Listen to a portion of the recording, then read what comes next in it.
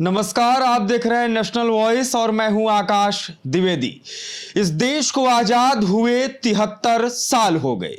कई पार्टियां आई और कई पार्टियां गई। इन 73 सालों में चाहे बात उत्तर प्रदेश की जाए या हिंदुस्तान की जाए, मुख्यमंत्री और प्रधानमंत्री की कुर्सी पर कई लोग बैठे और उतरे भी हैं। जो भी पार्टी सत्ता में आई, हर पार्टी का नारा रहा कि इस हिंदुस्तान से गरीबी को खत्म कर देगी। लेकिन पार्टियां तो मजबूत होती हुई चली गई, गरीब और गरीब होता हुआ चला गया। मैं बात कर रहा हूं जनपद बस्ती के एक बुजुर्ग महिला की, जो आज भी एक पन्नी डालकर उसके नीचे रहने को मजबूर है। उसे कोई भी सरकारी सुविधाएं मुहैया नहीं हो पा रही हैं।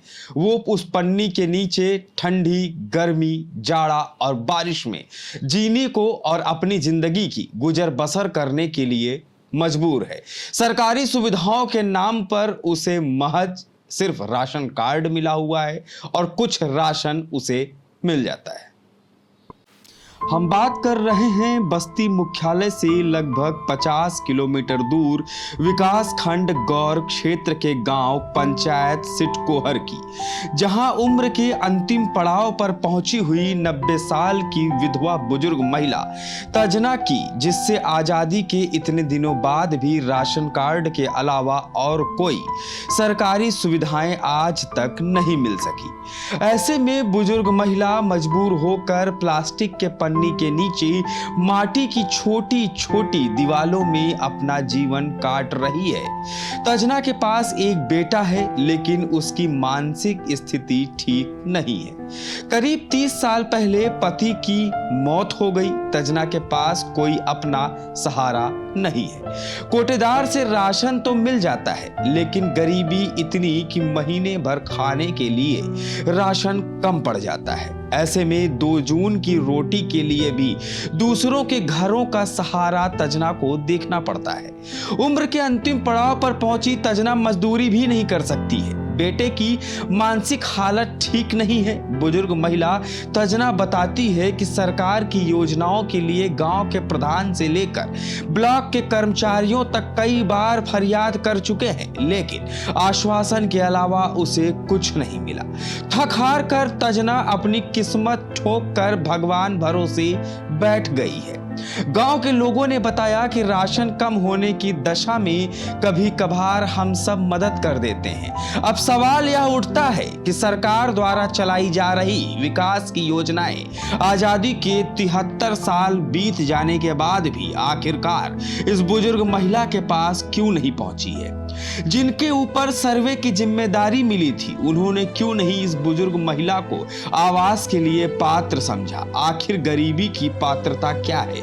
जिम्मेदारों के ऊपर ऐसे कई सवाल उठते हैं। फिलहाल जब यह प्रकरण एसडीएम हरैया के संज्ञान में आया, तो उन्होंने तुरंत बीडीओ गौर और लेखपाल को बुजुर्ग महिला की जांच के लिए पत्र लिखा और 3 दिवस में रिपोर्ट मांगी है।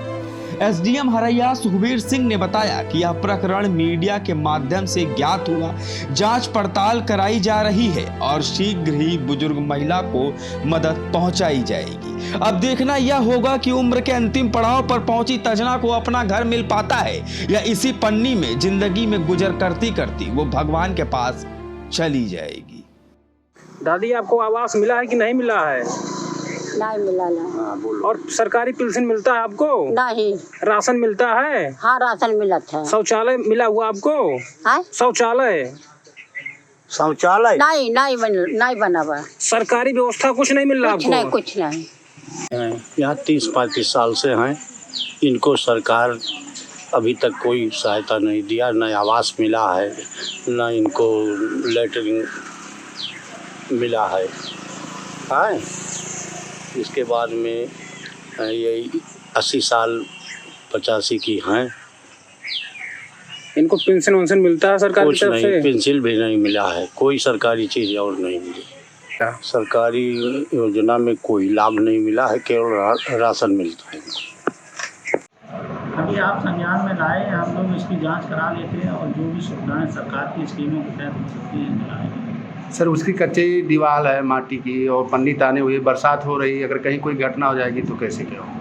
जांच करवाते हैं, तत्काल देखते हैं क्या समाधान हो सकता है।